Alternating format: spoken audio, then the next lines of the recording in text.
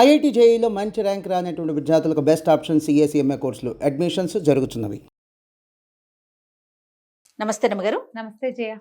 రమగారు, దీపారాధన ఉదయం చేస్తాం ప్రతిరోజు, ప్రతి ఒక్కరం కూడా. అయితే కొన్ని సందర్భాల్లో ఉదయం పూట కొంత కుదరని అవకాశాలు కూడా ఉంటాయి కొంతమందికి. ఎందుకంటే ఆఫీసులకి వెళ్ళాలి, లేదా పిల్లల్ని పంపించాలి.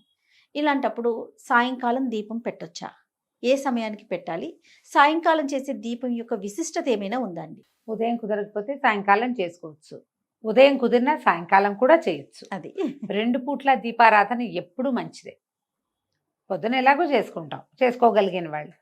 చేయలేని వాళ్ళు సాయంత్రం చేసుకోండి అని చెప్తున్నాం, కానీ ఉదయంతో పాటు సాయంత్రం దీపారాధన చేసే విశేషం కూడా మంచిదే, అది ఉపయోగపడేది. సాయంకాలం అనేసరికల్లా మనకు ఒక సాధారణంగా చెప్తారు, సూర్యాస్తమయం అవి అయినాక పరమేశ్వరుడు తాండవ వేళ.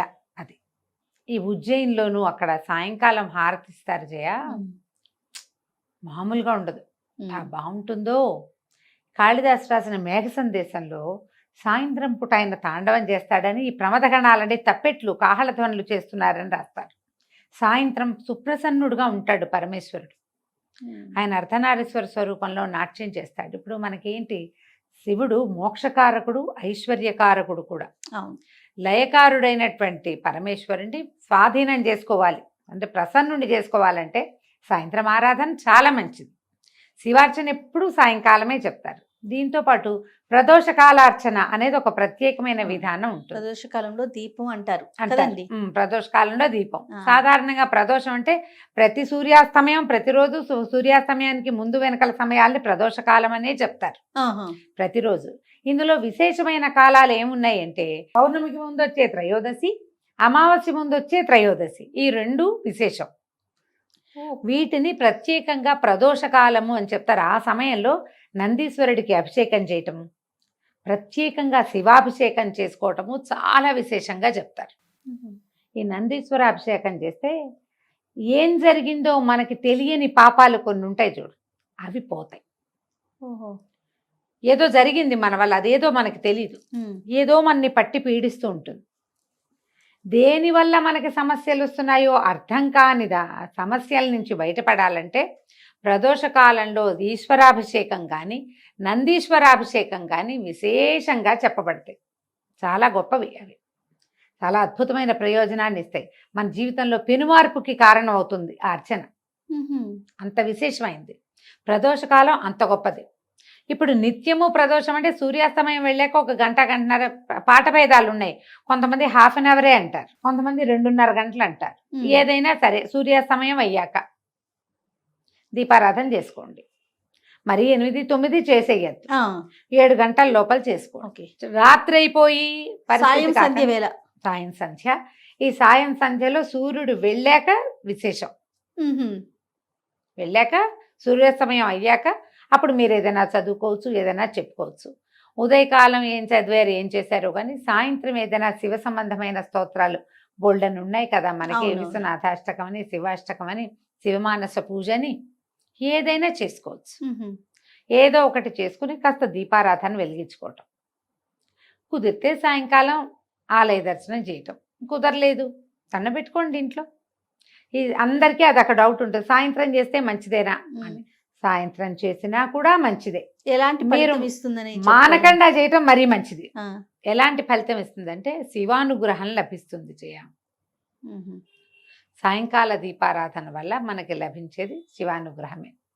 సమస్యల నుంచి బయటపడతాం. ఈ రోజువారీ మన జీవితం ఒక ప్రెషర్ఫుల్గా నడుస్తూ ఉంటుంది కదా, దాంట్లో నుంచి ఒక సొలేస్ లభిస్తుందని భావిస్తాను జయ. నా మటుకు నేను సాయంత్రం దీపం పెట్టగానే పొద్దుటి చిక్కంతా తీసేసినట్టు అనిపిస్తుంది నాకు. ఏవో మాట్లాడతాం వాళ్ళతో వీళ్ళతో, ఎవరెవరినో కలుస్తాం, ఏమిటో అనుకుంటాం, బోళ్ళని ప్లాన్ చేస్తాం, అవన్నీ అవ్వవు, అన్నీ కుప్పగొలిపోతాయి ప్లాన్లన్నీ. ఒకసారి ఏదో వస్తుంది అనుకుంటే ఏమీ రాదు, ఎవరో వస్తారనుకుంటే రారు, అనవసరంగా మనం వెళ్ళామనిపిస్తుంది. ఏవో ఉంటాయి. ఇవన్నిటికీ ఆ దీపం పెట్టి కాస్త అగరత్తు వెలిగించి, ఒకట పంచాపచారాలు సాయంకాలం పెద్ద పువ్వులు గివ్వులు పెట్టరు ఎవరు, పొద్దున్న చేయని వాళ్ళు పెట్టుకుంటారనుకో. ఆ ధూపం కాస్త ఇంట్లో అట్లా చూపించామంటే హాయిగా ఉందిరా, ప్రశాంతంగా ఉంది, ఈ పూట చిక్కు వదిలిపోయింది అనిపిస్తుంది. అది ఫీల్ అవ్వాలి. నా జీవితంలో ఏం మార్పు లేదండి అంటుంటారు కొంతమంది, వింటాను, నాకు చెప్తుంటారు. మీరు చెప్పారు కదా 11 days నేను రోజు దీపం పెట్టాను, నా జీవితంలో ఏం మార్పు లేదండి. దీపం పెట్టడమే మార్పు.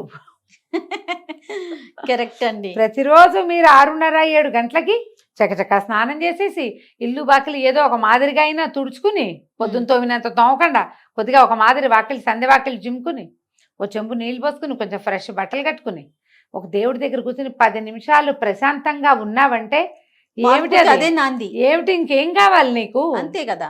ఆకాశం ఊడి పడాలి, ఎప్పుడు పడుతుంది దానికి సమయం వచ్చినప్పుడు. రోజువారీని పరుగులో నువ్వు ఒక్క 10 నిమిషాలు భగవంతుడికంటూ సమర్పించగలుగుతున్నావంటే అదే పెను మార్పు. అంతకంటే ఏం మార్పు కావాలి? ఏదైనా శివ సంబంధమైనవి చదువుకోండి. నువ్వు కూడా సాయంత్రం దీపమే కదా పెట్టావు.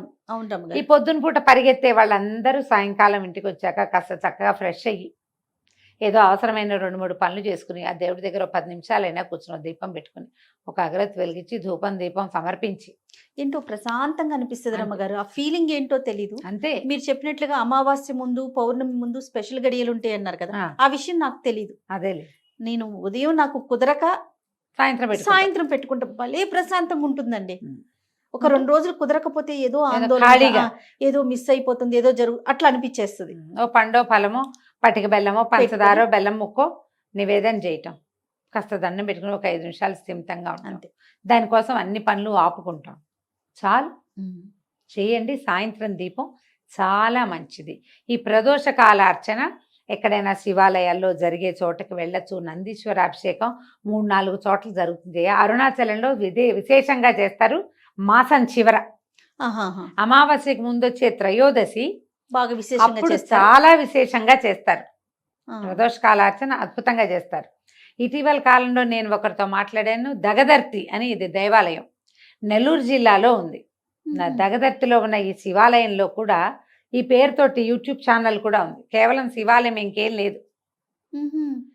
వాళ్ళు కూడా ఈ నందీశ్వర అభిషేకం చేస్తారు ప్రదోష కాలంలో. ప్రదోష కాలంలో. నేను నెల్లూరు వెళ్ళైనా మూలాపేట అని ఒక ప్లేస్ ఉంది. అక్కడ మూలస్థానేశ్వరుడు అనే దేవాలయం ఉంది. అక్కడ శివాలయం పాతది.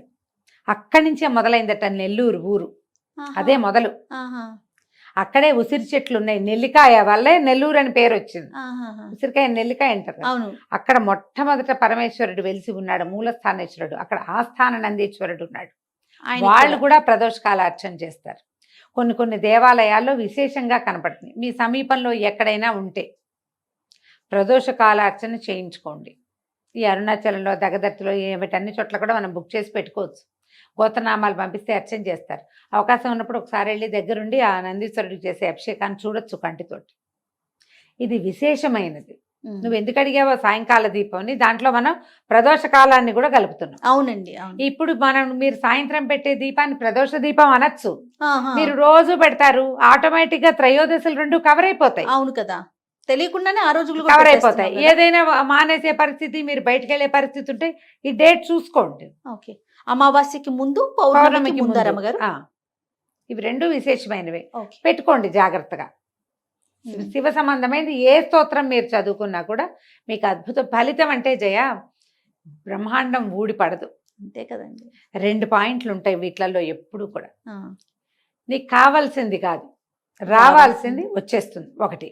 2ది, నీ మీద పడాల్సిన పెద్ద బండరాయి చిన్న రాయి అవుతుంది. ఎప్పుడో ఒకసారి రేర్గా ఈ రాయి తొలగిపోవచ్చు కూడా, పక్కన పడచ్చు కూడా. బండపడ్డానికి మనం ప్రిపేర్ అవ్వక్కర్ల, పడిపోతుంది ఎట్లాగో. నీ ప్రిపరేషన్ ఏం అక్కర్లేదండి, అది జరిగిపోతుంది. ఆ జరగాల్సిన భయంకరమైన పరిస్థితుల్లోంచి నువ్వు ఒక మాదిరి స్థితిలోకి మారగలుగుతావు ఈ అర్చనలు వాటి వల్ల. ఓకే. ఈ పాజిటివ్ ఎనర్జీ వల్ల మనం కొంత తప్పించుకుంటాం. అదే కదా మనకు కావాల్సింది, అదే కదండి కదా.